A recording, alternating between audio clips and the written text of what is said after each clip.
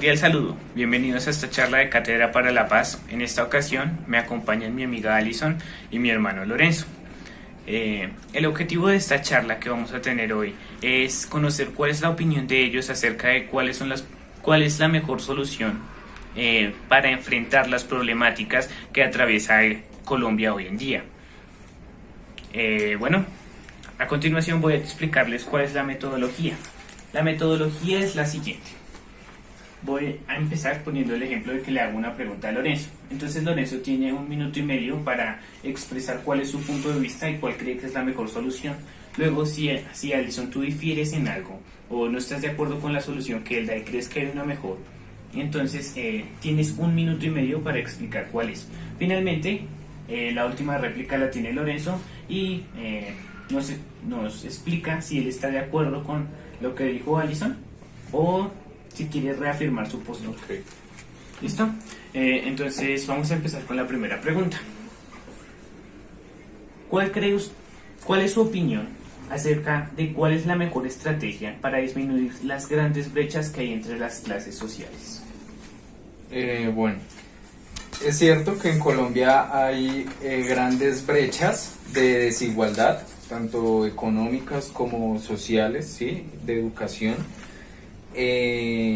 Tenemos que, por ejemplo, en el país hay sectores en que tenemos un tipo un estilo de vida que se podría asimilar a un estilo de vida europeo, mientras que en otras zonas del país como el Chocó, la Guajira, ¿sí? O el Amazonas, el nivel de vida es similar al de África, ¿sí?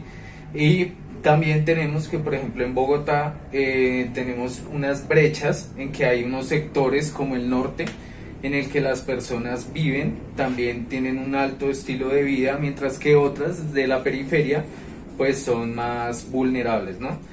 ¿Qué soluciones se plantearían? Pues yo diría que todo debe encaminarse a políticas públicas, políticas que mejoren la educación, que mejoren que haya más trabajo. Yo creo que ahorita ese es uno de los factores que más afecta nuestra sociedad y es el desempleo, ¿sí? Sobre todo, bueno, su mayoría para los jóvenes, ¿no?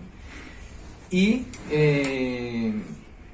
de otro lado, ya creo que me queda poco tiempo, hay un estudio en el que, por ejemplo, se ayuda a los habitantes de calle a que tengan viviendas, ¿sí? Esto lo que hace es que rompe con la pobreza en muchas zonas.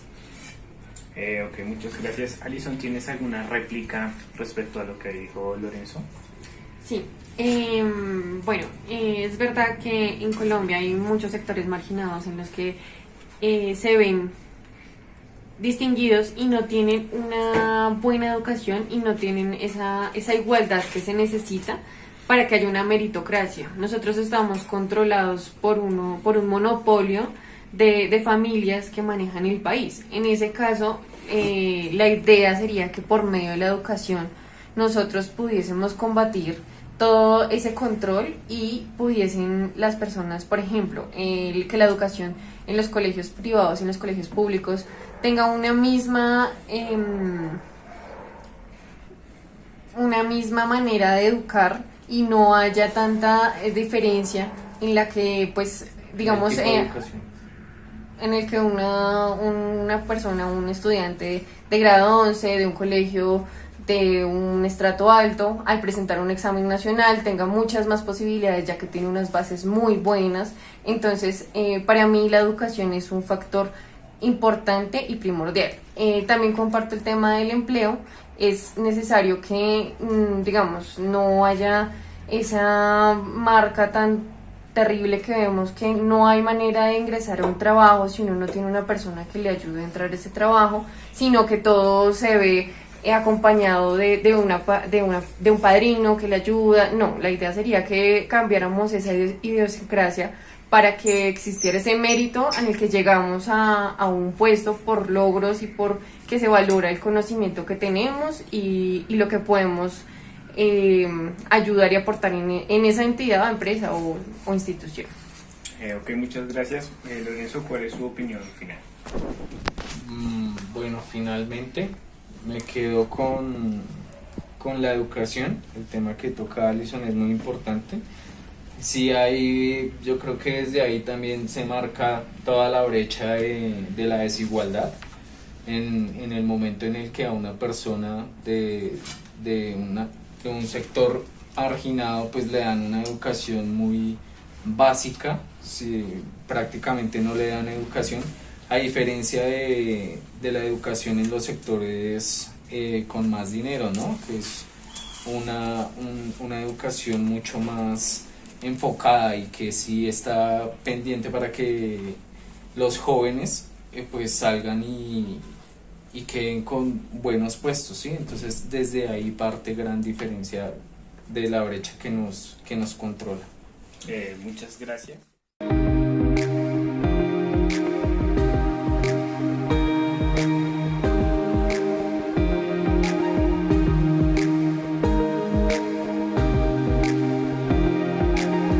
Me gustaría continuar con la segunda pregunta, que dice así. En estos años de guerra se dañaba la dignidad de muchos pueblos y personas inocentes. ¿Cómo deberíamos restaurarla, teniendo en cuenta que la dignidad de estos pueblos es importante para la construcción de la paz en Colombia? Alison, por favor. Para mí la inclusión que tiene que haber, porque pues no es indiferente saber que el conflicto armado afectó principalmente en las zonas rurales. Entonces, para mí esa inclusión va muy encaminada al tema de la restitución de tierras. Por ejemplo, en las leyes que sacaron de la JEP, que es de acuerdo a la restitución de tierras, la idea es que sí se dé, sí se cumpla, que haya unas políticas garantistas que sí lleven a cabo.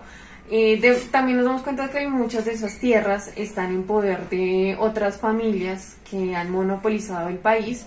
Digamos que la idea sería que se volvieran mucho más productivas, que pudiesen generar empleo y que las personas empezaran a crecer económicamente y socialmente para lograr una calidad de vida buena, que ese tipo de conflictos ya pase a un lado y la gente empiece a crecer, donde ellos también no son esa parte marginada del país, sino también producen y reciben lo que les corresponde a su trabajo. Muchas gracias, Lorenzo. Entonces, ¿cómo se restaura y cómo volvemos a, digamos, cómo lo restauramos? Lo que se necesita es realmente verdad, ¿sí? Lo que se necesita es que se le devuelva a las personas lo que era de ellos, ¿sí? Y yo creo que parte del problema siempre ha sido acá es por la tierra, ¿sí? Por las tierras improductivas, por el latifundio, por esa mentalidad tipo feudal en la que acá se abusa de los campesinos y nuestra tierra es de campesinos, es de gente que trabaja la tierra. Entonces yo creo que lo que se hace en la JEP sí ayuda. Alison, ¿cuál es tu opinión final? De acuerdo a lo que Lorenzo dice, pienso que no es tanto de desconocer o conocer quién es inocente o quién no, sino que estamos viendo un problema en que ahorita las zonas campesinas necesitan empezar a producir para ellos mismos, ¿sí? En esa parte lo comparto. Lo que pasa es que en este momento no llevaría un proceso muy largo de mostrar si usted quitó o no esas tierras, porque no es indiferente saber que las personas que están en esas tierras normalmente no tienen una escritura, normalmente no tienen una parte legal en la que demuestra que esas tierras eran de ellos, pero llegaron otro tipo de personas que conocen muy bien y saben cómo adueñarse de una tierra. Entonces es complicado y tedioso ese tema de decirle a las personas tome otra vez su tierra, porque no siempre hay una manera tan rápida de hacerlo, y lo que necesitamos es que esas personas empiecen a tener una buena calidad de vida, porque tenemos muchísimas personas desplazadas. Por ejemplo, en Bogotá hay zonas de invasión donde las quieren sacar porque, por ejemplo, están en zonas que son aparentemente son privadas, pero ellos necesitan tener una buena calidad de vida, tener un buen empleo. Entonces pienso que una de las maneras de incluir y que ellos sientan esa participación y ese apoyo por parte del Estado es ofrecerles en ese campo un trabajo, una manera de vivir, seguridad social. Hay muchos temas que les pueden ayudar a ellos y no simplemente devolverles las cosas porque es un problema, debería ser, es el deber ser, pero para llegar a ese deber ser hay un proceso muy tedioso. Entonces en este momento la estrategia para mí sería más ofrecerles oportunidad para mejorar su calidad de vida. Muchas gracias, Alison.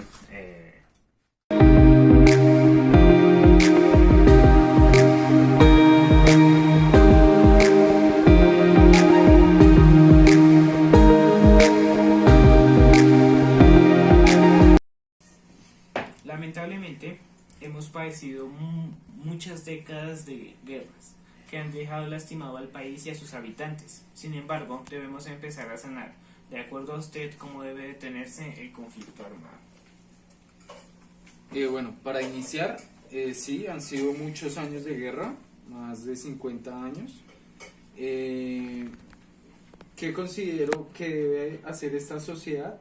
Primero, más tolerancia, más empatía con las víctimas, con todos los agentes, ¿sí? Un conocimiento a fondo de lo que nos llevó a esas guerras y las metodologías que se están implementando. Es importante que todos las conozcamos para evitar que otra vez la guerra se prolongue, ¿sí? Porque cada que hacen un conflicto, un acuerdo de paz, la guerra sigue y es lo que se está viendo ahorita, ¿sí? Considero que es eso, más tolerancia y más conocimiento por parte de todos para que no se repitan las cosas. Muchas gracias. Alison, ¿tienes alguna réplica? Realmente comparto mucho lo que él dice. Estamos en un país sin memoria, nosotros no conocemos nuestra historia y pues digamos que la juventud hoy en día, hay algunas personas que se han tratado de culturizar más, de conocer más, entonces protestan por eso, pero entonces no se puede decir que solo por algunos grupos vamos a progresar, es que todos conozcamos. Entonces esa idea de que por ejemplo en un bachillerato te enseñen a ti por qué fue el conflicto, quién lo hizo y no te impongan a ti ideales, es algo muy importante para que tú inicialmente tengas un carácter y empieces a conocer esa historia, a tener esa memoria y a no caer en esa repetición, porque pues digamos que hay cosas que debemos construir. Nosotros deberíamos aprender de los errores y no volverlos a cometer. Sería una idiosincrasia muy importante. Muchas gracias, Alison. Y ya que compartes el punto de vista de Lorenzo, vamos a tomar tu idea como conclusión.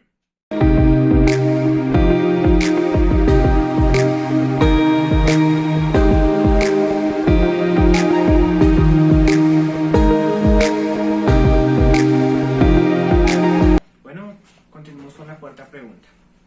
Hay muchos pueblos y personas que son dejados de lado en el proceso de construcción de la paz. ¿Cuál es la estrategia para incluirlos?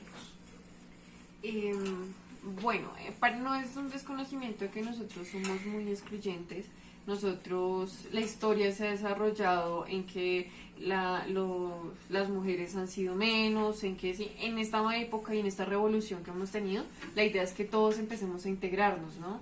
De que no veamos esas diferencias o categoricemos a la gente por tener una característica distinta a la de nosotros. Para mí, incluirlos y terminar esa diferencia sería ser más tolerantes entre nosotros mismos y crear dejar de lado esa manera tan sin empatía y sin reconocimiento con la discriminación que vivimos diariamente. Entonces para mí esa tolerancia y esa manera de apoyarnos y de incluirnos sería muy importante, que pues implantaran esas ideas desde pequeños, desde que estamos en una familia, sería lo primordial. Muchas gracias, Alison, por tu opinión. Lorenzo, ¿tiene alguna réplica? Sí, bueno, yo estoy de acuerdo con lo que dice Alison. Nuestro país es un poco, o bueno, bastante conservador, el ala conservadora es bastante marcada y no son, aunque sí, obviamente son las mujeres uno de los excluidos en el territorio. También tenemos poblaciones indígenas, población LGBT, tenemos afrodescendientes, que todas esas poblaciones pues son parte y son víctimas de la guerra en Colombia. ¿Qué propongo? ¿O cómo veo que se puede cambiar esto? Con inclusión en los focos del poder, ¿no? En el gobierno, en los ministerios, que haya inclusión de estas personas para obviamente ellos van encaminados a proteger los intereses de esas personas igual. Muchas gracias. Y ya que estaba de acuerdo, vamos a tomarlo igualmente como conclusión.